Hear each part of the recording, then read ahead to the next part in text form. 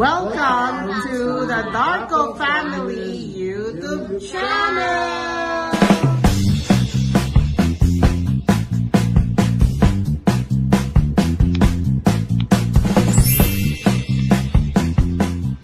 Today, we're going to ask our parents questions about parenting. Questions came from other parents. Are you ready? Question number 1.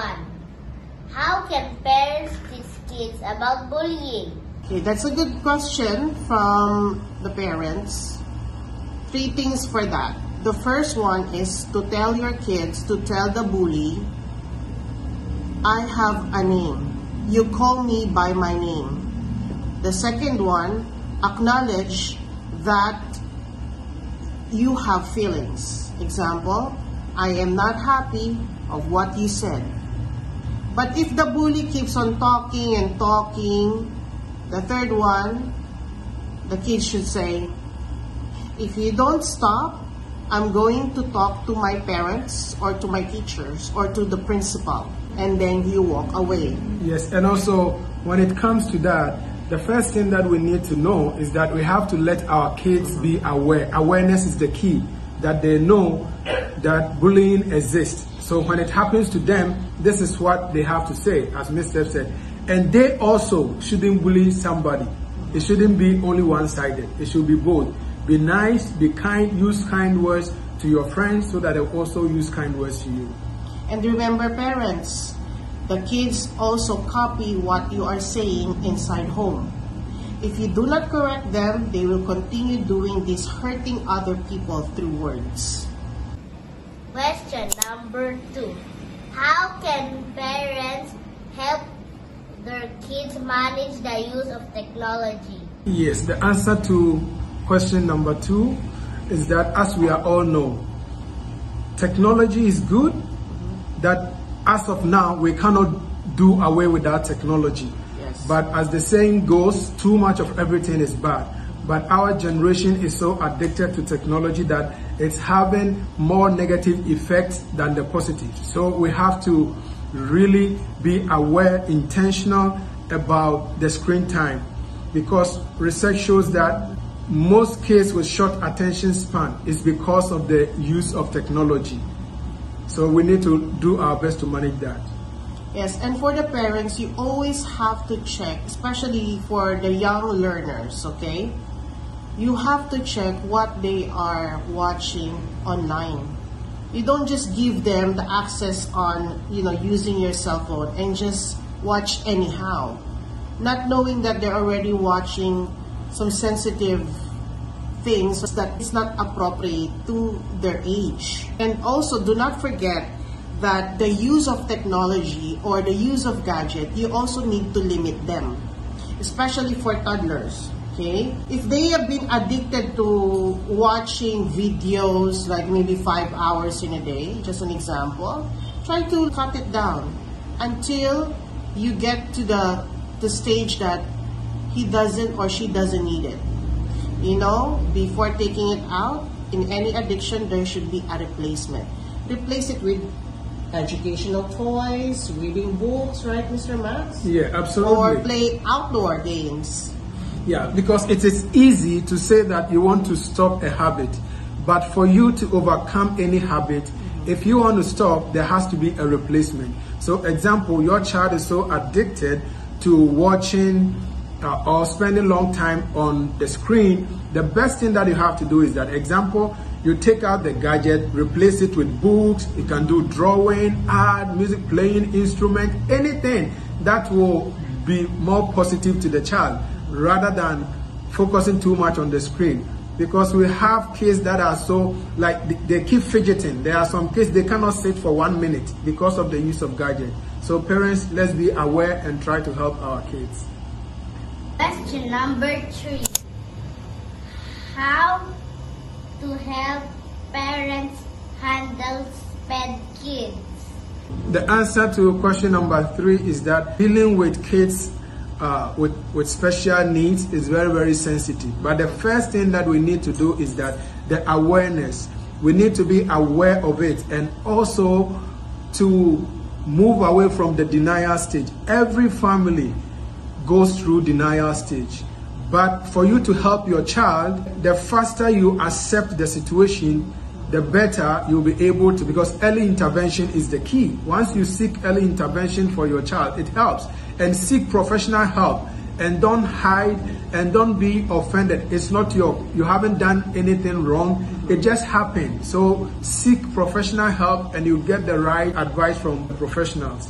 And the family also, the experiences that you are going through, when you tell them, it's a teamwork. So you work together to bring the best of your special child. Yes, and Mr. Max, like for other who are in the extended family, they also get frustrated or disappointed because other family members also cannot accept the fact about the situation of the child. But I would like to encourage parents, you really need to seek professional help. And then surround yourself with the right people who are also can understand the situation of your child. And that is one thing that even in our school, we wanted to really establish good family community, because not everybody can have that kind of love and support, especially dealing with kids with special needs. Question number 4. How to discipline a child, especially living with an extended family? And then the answer to the last question, it's also critical and sometimes it's also very sensitive. Why? Because we don't have one size fits all. We don't have that. Every family is different. There are things that work for other families, it doesn't. And sometimes parents have different beliefs depending upon their upbringing. We have to accept that it might be a challenge disciplining your child, but you don't have to fight your family members. Because sometimes what you think is good for you, they think it's not the right, especially if you are living with your parents. Once you are living with your parents, they think that you are still their child. So sometimes you want to train your child this way, and your mom says, no, this is not how it is. This is not how I train you. You don't do that to my grandson. Don't do that to my grandchild. So it's challenging, but communication is the key. We have to talk to our parents or our family members in a nice way. If somebody does something you are not happy about, find the right time to talk.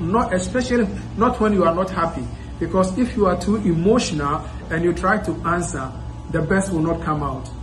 In addition to that, you really have to sit down and talk to your family members, especially those who are in an extended family. Because you have, even though you're in the same family but still different personalities, it's so hard to deal with that, right? Yes. And especially dealing with different families under one roof, rather. Yes.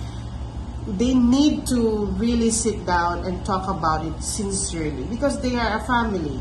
You need to understand each other's needs, and also for the one sharing their disciplinary action to the lola or to the grandma or to the grandpa or even to the uncles and aunties. Please do not expect too much from them.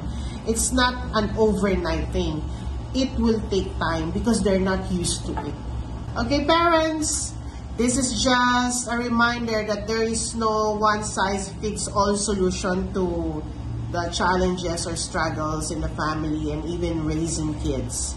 But if you have any questions personally, you can come to our school, Max Steph Learning Center. We are also offering special education tutorials.